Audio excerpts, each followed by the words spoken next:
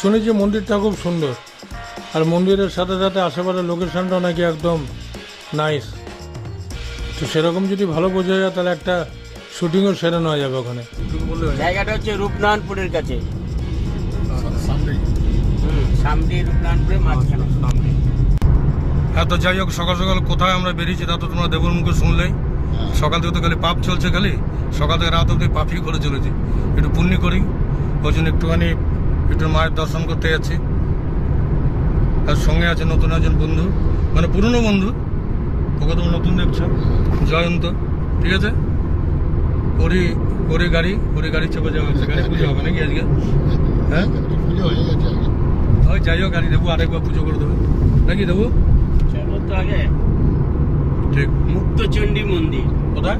মুক্তচণ্ডী চণ্ডী মন্দির। মুক্তাই চণ্ডী। আচ্ছা, মুক্তাই চণ্ডী। ওখানে আমি ওকে নিয়ে আসছিলাম চণ্ডী মন্দির। হ্যাঁ হ্যাঁ।